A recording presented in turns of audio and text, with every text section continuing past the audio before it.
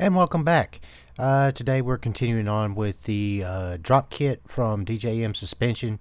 Uh, what you see me doing right now is using a saw to go ahead and cut some frame notches. Even though this kit didn't specify that they were required, I went ahead and went on eBay, got some prefab notches so that way I can go ahead and just have the clearance just in case. The idea of bottoming out rear suspension just kind of bugs me, so I was just, let's just err on the side of caution. Uh, One of the issues I had while doing this was, even though I cut the notches, and you can see me fumbling around with it, trying different positions. Uh, it seemed like they didn't want to line up just right with the contours of the frame as it was. Uh, but talking to a few people, we realized, we can, get away with, fudging a little bit. We can, suck the frame in. We can suck the fabbed notch in as we see fit and to make it fit correctly. So that's exactly what I did. I went ahead and, mocked it up the way the contours were and just continue on from there. Put a couple of bolts in it just for holding it together. Then, as you can see in this cut, I decided, let's just go ahead and start wire wheeling everything because there is dirt stuck on everything. Uh, yeah, that's pretty much it. I was getting tired of getting dirt everywhere, or not necessarily everywhere. Just I figured now would have been the best time to go ahead and start cleaning it. The bed's off, everything's accessible. Might as well go ahead and take advantage of it while I can.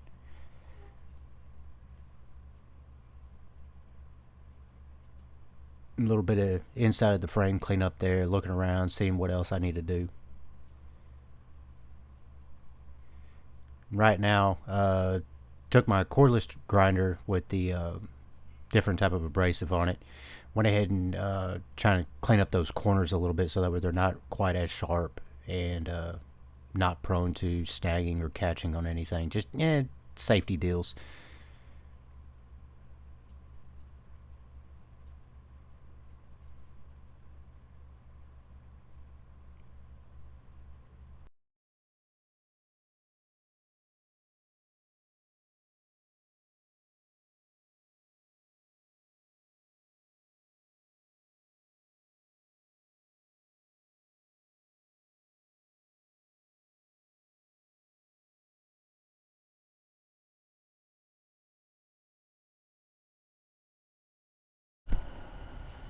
So yesterday we got the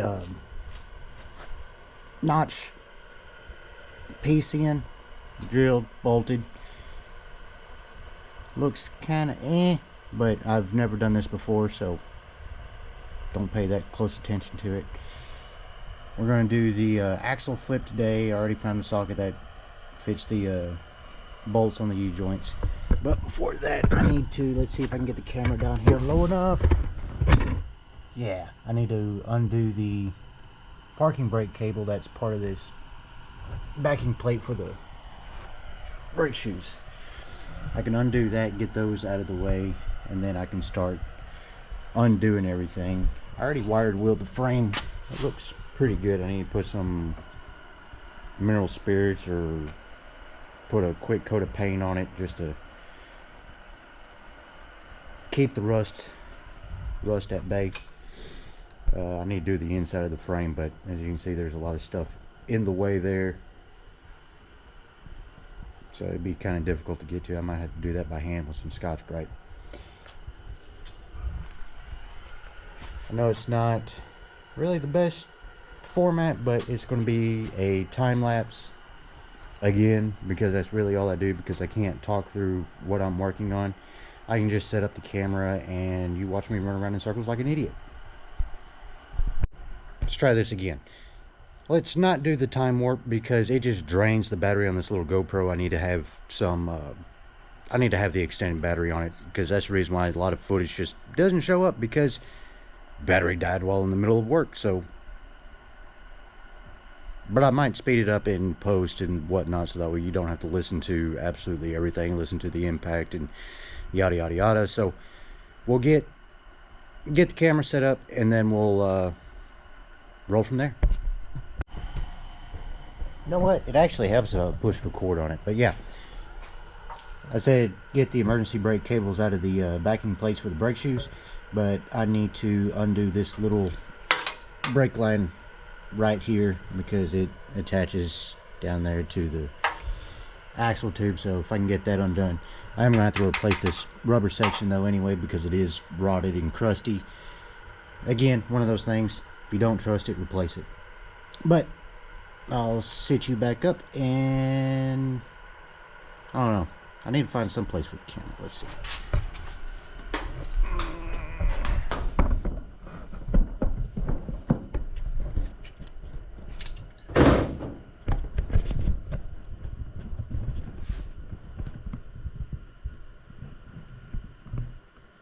I think you can see everything from there, as long as the camera doesn't fall.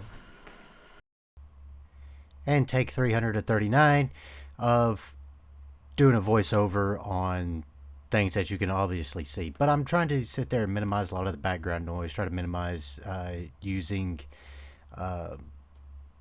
music as a filler most of the time. Maybe it's just better if I explain some of the thought process that goes through my mind when I'm doing these type of things.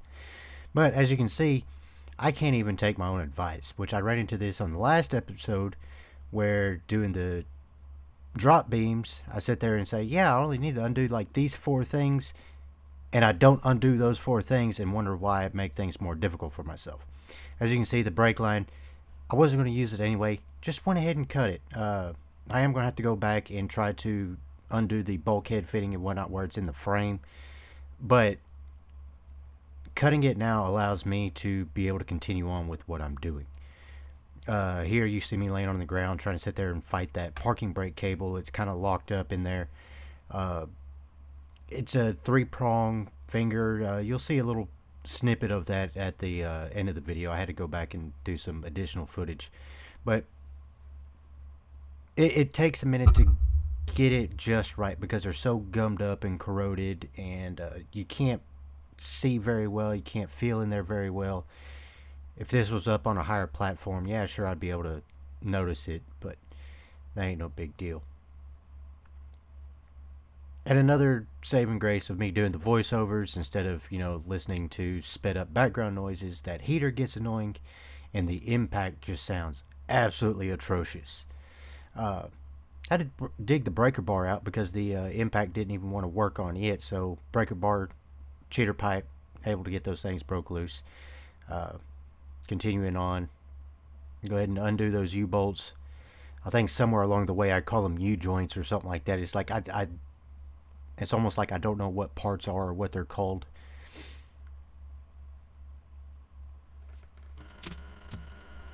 Before I get too carried away, I am going to take this like plastic resin paint stripper disc just to knock some of the dirt and surface rust off the springs and off the mounting points on the axle housing, so that way I have something relatively clean to work with. As soon as I can figure out what my locking mechanism is. Oh, here's this one. And as some bonus ideas type situation, in my channel description I'd say that I do some D&D stuff and whatnot. Basically, I've only run one game as a GM, and that was homebrew content. It was way off the wall. All the rules were broken. I made a recording of it so that way I could, use it as a reference for later on, but I finally found my recording device I used to take the audio, and yeah, it was corrupted and lost. So I'm going to have to come up with something else. But in the meantime, my family who I played with decided, yeah, dude, it was so much fun, we got to do it again. As it's me being me, like pleasing people, and I like the praise. To be honest, who doesn't like being praised? decided, yeah, we'll go ahead and start doing another one shot. We'll try to do some every now and then, but like everything else, I have a tendency to overthink and overcomplicate things. So, what I ended up doing on accident was pretty much trying to create an entire world from scratch.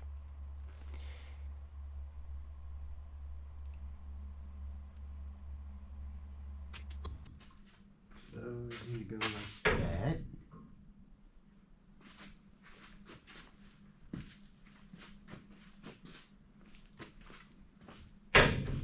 Reading the directions online. These are the new mounting brackets, and it says the offset hole should go to the front of the vehicle, and I need to flip the retaining bolt here. So what I'm going to do is I'm going to get some clamps and clamp these together, because I got one spring that's not held on with anything, so that way the pin side is up instead of just the bolt, even though that would fit, but you always want the nut accessible. Alrighty. See what we got.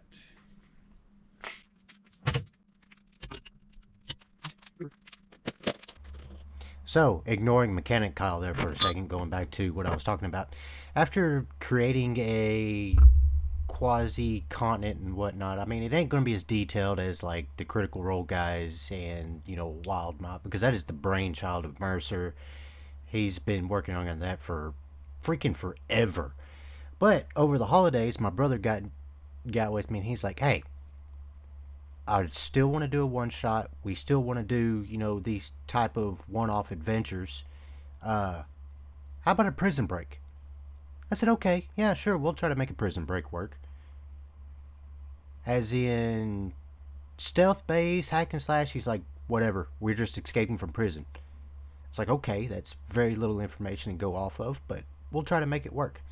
So I ended up putting that idea on hold for a little bit and going back to my day job, working on this truck, going back to work. Ended up with some free time, and I started doing some more research into it. And Prison Break actually sounds like a decent, first level adventure, because I got a couple of friends who would like to play. One of them's never played D&D before.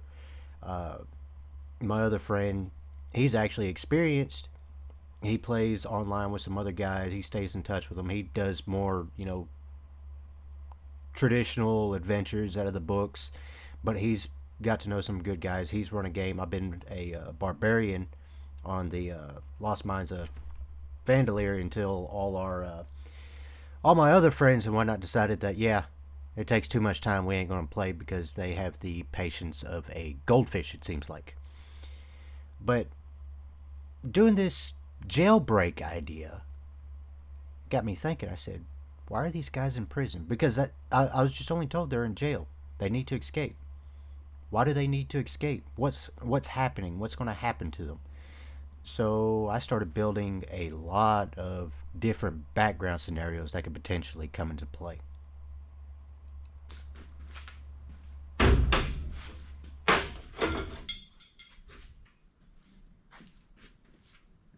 More attention to. There you go. So it goes. And one of the scenarios I thought of was, these guys are all spies.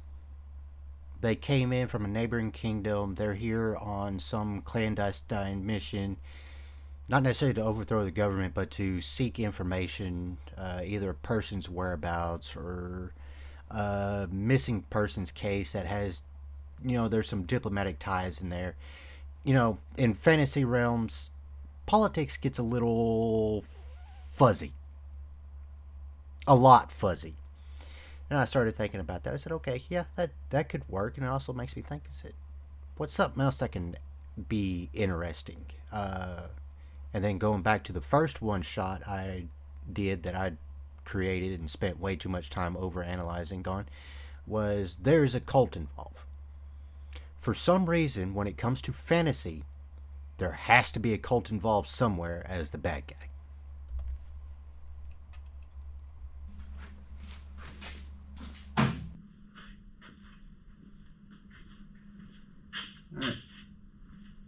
Time for some other duties. Now, taking this information of a prison break, a potential cult being involved, went back to my brother and I was like, all right, what type of adventure are you looking to play? I need to know if it's a hack and slash or stealth or just pure adventure. Because the way I, as a GM, go about setting up the story and setting up the scenes, it's very narrative.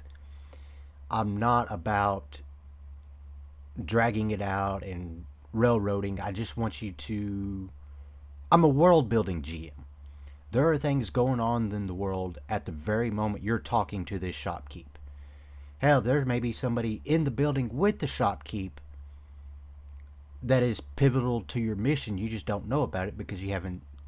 There's all sorts of different things at play. But yeah, talking to him, it's going to be more of a stealth-based, not a hack and slash adventure. It's not a dungeon crawl. They're there on a mission, and I guess I'm to give them their mission. But I got a list of questions I got to get to my potential players as soon as I can figure out which sheet in this notebook it is in. But yeah, I'm going to give them the option. I'm going to fill them in on the world a little bit, but for the most part, it's going to be, what is your crime? Do you know why you're in jail? Were you caught? Did you land there on purpose? Are you there for... Is the official documented reason you're there the real reason you're there type deal? I mean, you see stories all the time. It's like, yeah, I'm in prison for such and such, but it turns out he's a, special agent of something. He's there to get somebody out or things of that nature. But I'll leave that to the players to decide.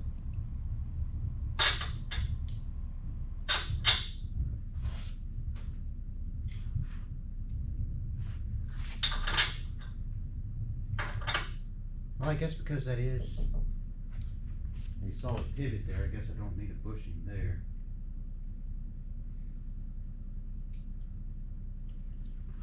It's strange.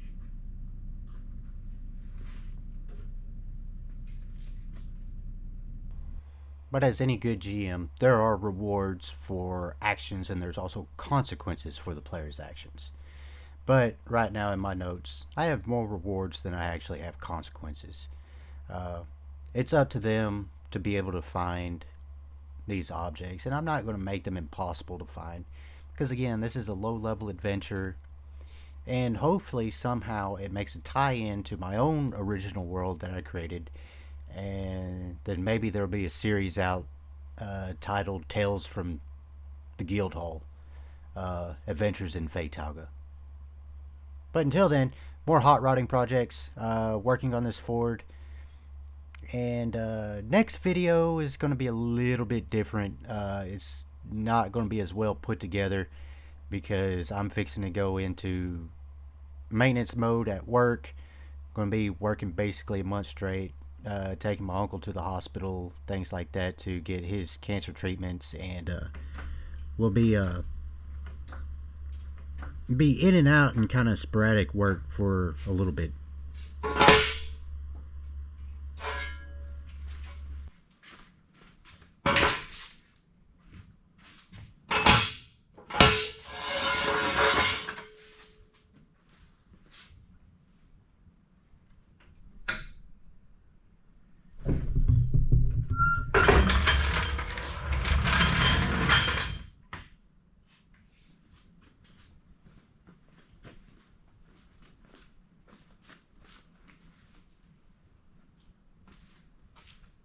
And that sits low.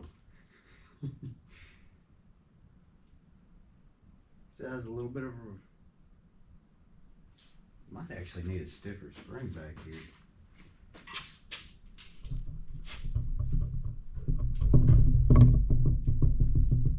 Wow.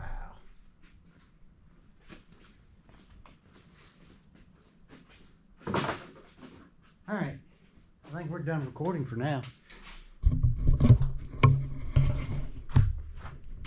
Don't get seasick on me. Oh, wow. An hour 32 minutes of filming, and I'm down to 21% battery. Honestly, that didn't take as long as I thought it would. But I think this is looking nice. Very nice. I ain't got the bed on it, so you can't really have a good visual of how low it is, except for the fact that you can follow the body line. And like the base of the truck following the contour, looks like it'll go right there. So following that means the top of the tire is going to be right about here in the wheel well. So I think that looks pretty darn spiffy. But see what it looks like here in a bit. Okay, after I got done filming earlier, I went to the computer, started uploading some footage, and started recording, or started, you know, editing the video, so that way there'll be a video eventually. But I was looking and it's like there's a lot of finicky stuff I was messing with that maybe somebody might be interested in. And the first part is the flip kit itself, which basically this is just a shackle that wraps around your axle housing tube and locates within the original mounting flange. That's all that is. It registers in there, and it has the hole, which I believe in the original comments in the original part of the video has an offset hole in it to register on the pin for the leaf spring and help locate everything. There's a little bit of slop in there, so there is a little bit of movement. I am going to have to redo the pinion angle and all that jazz, but we'll figure that out as we go along and continue the build. And another thing I was working on, saw me messing with the emergency brake cable system. One, it looks like somebody cut this. No, it's just all corroded and whatnot in there. But it clips right there. That's a spring clip, and you got to depress the wings on it. You have 3 of them.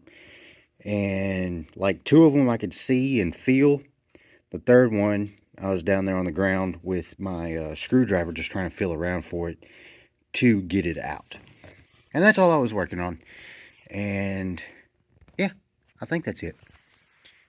Golly, nice shiny parts.